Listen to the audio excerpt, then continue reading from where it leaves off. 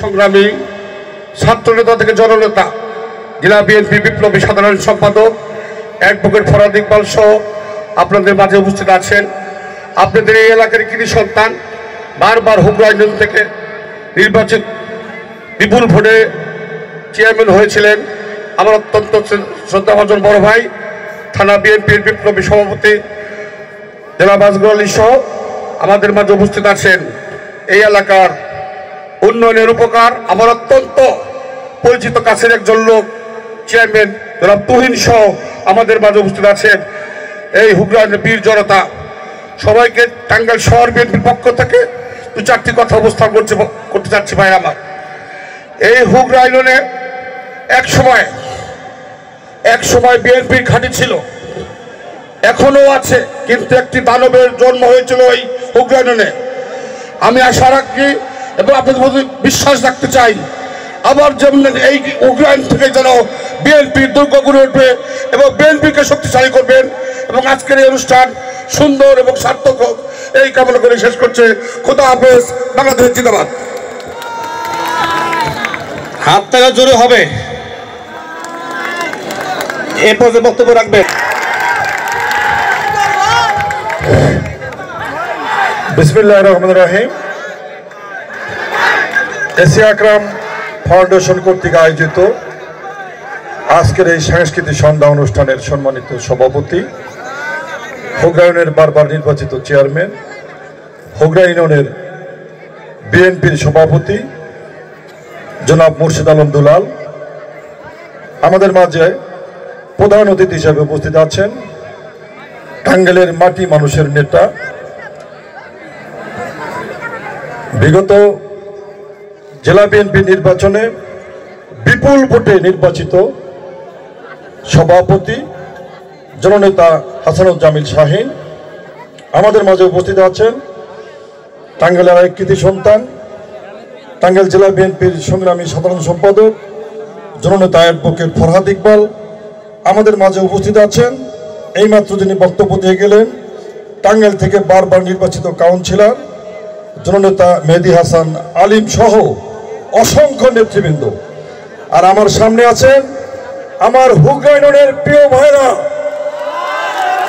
সকলকে সালাম এবং শুভেচ্ছা জানিয়ে অতি সংক্ষেপে দু একটি কথা নিবেদন করতে চাই, কারণ বক্তব্যের সময় আমাদের গানের সেই অনুষ্ঠানে বক্তব্য আপনাদের ভালো লাগবে না।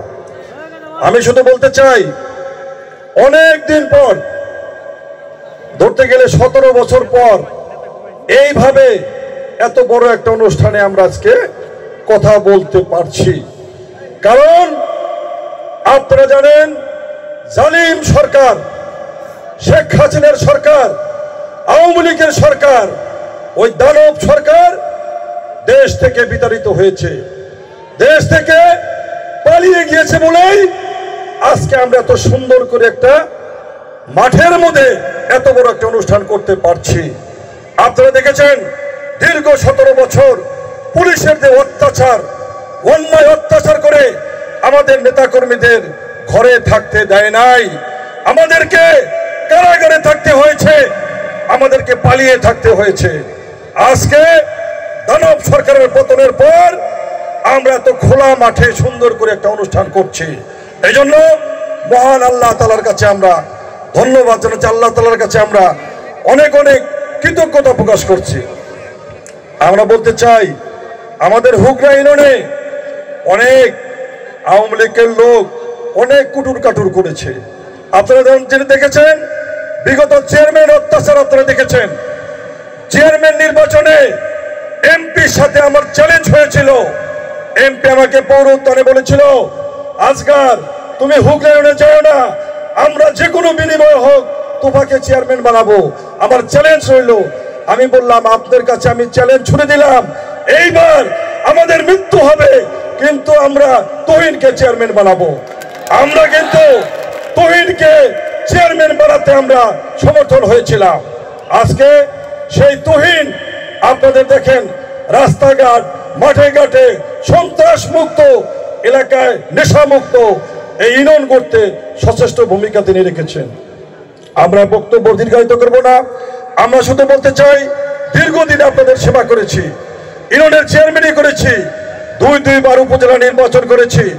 উপজেলা নির্বাচনে আপনারা আমাকে বিপুল ভোটে নির্বাচিত করেছিলেন, কিন্তু এই দানব সরকার আমাদের রেজাল্টকে পাল্টিয়ে দিয়েছে।